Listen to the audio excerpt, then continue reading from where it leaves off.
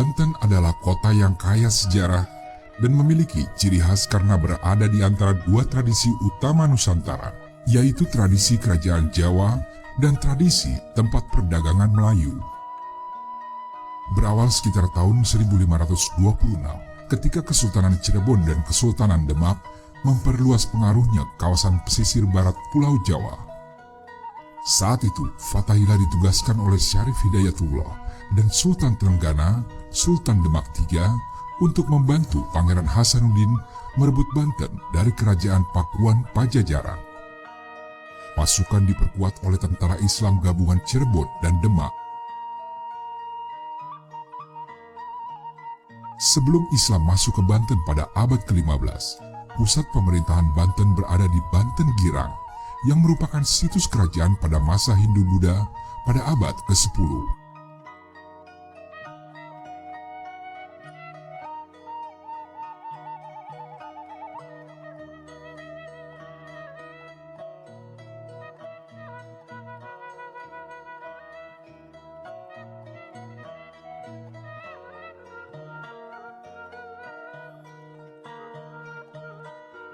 Berdasarkan ilmu purbakala, ditemukan beberapa bukti bahwa Banten Girang merupakan pusat kerajaan Sunda.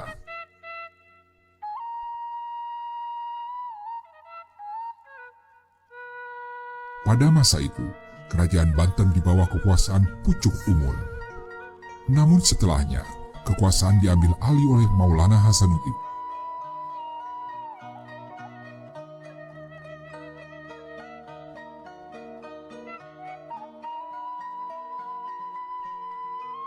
Setelah kerajaan yang bercorak Islam berdiri, pusat kekuasaan yang semula di Banten Girang dipindahkan ke kota Sorosawan, tepatnya 1 Muharram 933 Hijriah atau tanggal 8 Oktober 1526. Pusat kekuasaan Banten pindah ke pesisir pantai.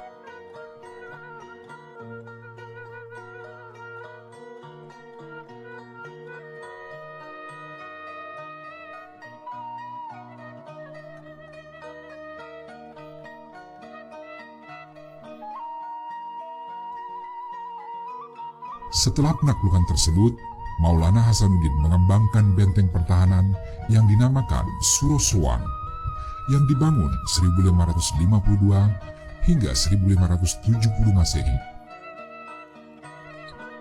Keraton Surosowan dibangun sebagai tempat kediaman dan pusat pemerintahan setelah Banten memisahkan diri dari Kesultanan Demak. Keraton Surosowan dikelilingi benteng setinggi 2 meter dan lebar 5 meter. Dinding benteng terdiri dari bata ukuran besar dengan campuran pasir dan kapur sebagai bahan dasarnya.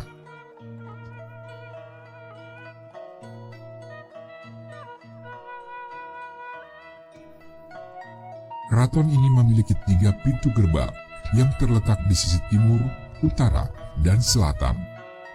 Dinding pembatas setinggi 2 meter mengitari area keraton sekitar kurang lebih 3 hektar.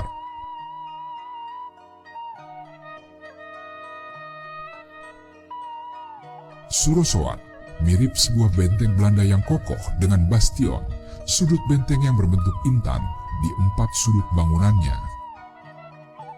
Pada masa jayanya, Banten juga disebut dengan Kota Intan.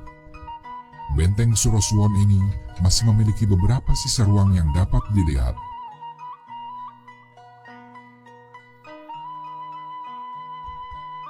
Gerbang bagian utara, serta kolam dan tempat beristirahat yang bernama Balai Kambang Raradano. Bentuknya segi 4 dengan panjang 30 meter dan lebar 13 meter, serta kedalaman kolam 4,5 meter.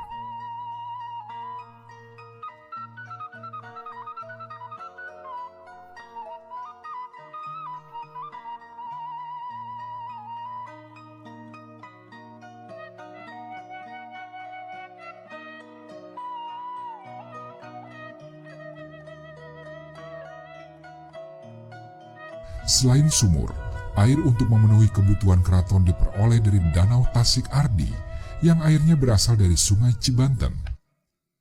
Danau buatan ini dibangun pada masa Kesultanan Maulana Yusuf pada tahun 1570 Masehi.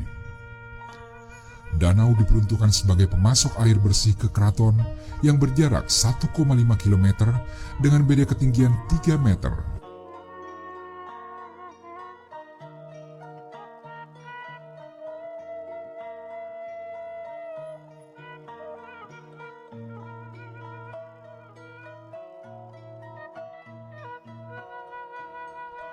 Secara teknis, air keruh dijernihkan dengan teknologi penyaringan yang disebut pengindelan atau penjernihan. Air tersebut harus melalui 3 pengindelan, yaitu pengindelan abang, pengindelan putih, dan pengindelan emas.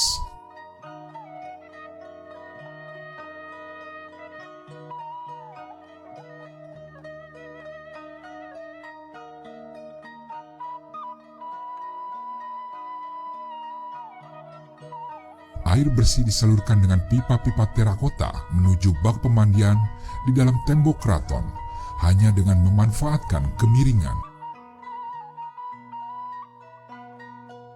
Air bersih ini nantinya akan keluar melalui pancuran-pancuran.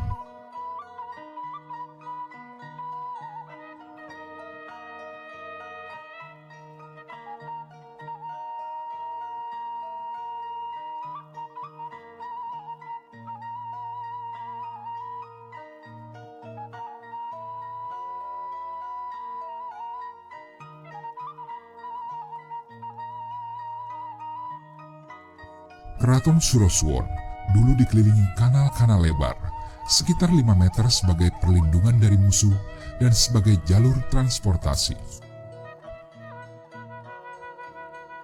Kemegahan Keraton Surosowan kini hanya berupa puing-puing.